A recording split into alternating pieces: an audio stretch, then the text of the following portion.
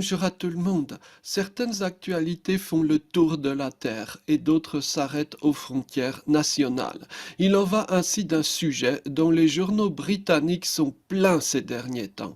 Il s'agit de l'enquête Covid. Sans entrer dans les détails juridiques, il s'agit d'une grande enquête publique sur le fonctionnement du gouvernement pendant la période Covid. Une enquête de longue haleine, peut-être même pour plusieurs années, avec publication d'un nombre considérable de documents internes, de notes de séance et autres journaux intimes des protagonistes.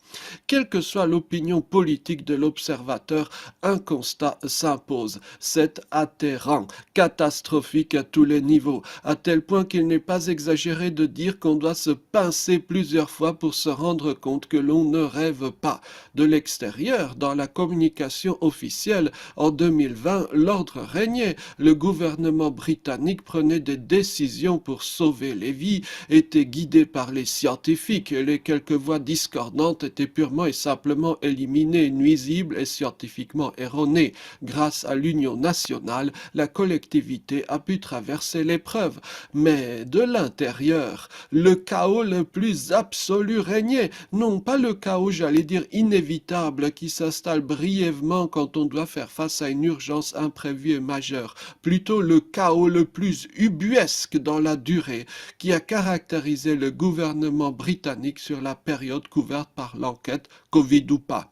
Au fil des milliers de pages de l'enquête Covid, on découvre que les plus hautes sphères de l'État britannique étaient, durant les années Covid, occupées à se raconter les blagues misogynes les plus salaces et ordurières, à hurler leur mépris pour les réglementations Covid et autres confinements qu'ils imposaient eux-mêmes à la population, à organiser festivités et beuveries au plus fort de l'épidémie. Mépris également pour l'ordre constitutionnel du pays. À lire les notes de ces années-là, on croirait presque que le Covid était pour ses responsables le bienvenu pour liquider des choses aussi variées que l'état de droit et la présence de femmes à talons aiguilles dans les lieux de pouvoir. Si, aussi incroyable que cela puisse paraître, une grande partie des travaux entre guillemets du gouvernement britannique de 2020 portaient précisément sur la question des talons aiguilles.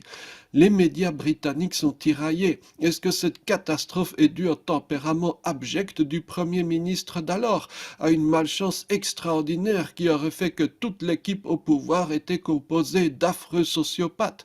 La réalité pourrait être hélas plus simple. Peu de gens se rendent compte à quel point le fonctionnement habituel, je n'ose pas dire normal, des gouvernements est irrationnel. Il se fonde sur des considérations qui n'ont rien à voir avec ce qu'on pourrait appeler ou qualifier de gestion saine. Bien des discussions dans les palais officiels tomberaient sous le coup de la loi si un quidam les disait publiquement.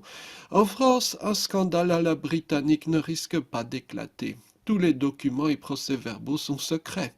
Les commentateurs britanniques ont souligné que ces dérapages érigés en style de gouvernement étaient dus à l'exclusion des femmes pendant la période Covid. Mais j'irai plus loin.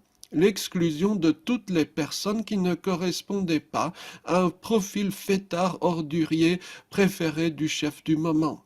C'est à ce moment-là que l'on comprend combien on a besoin du handicap et des gens bizarres dans les sociétés humaines. Merci beaucoup, bonne journée.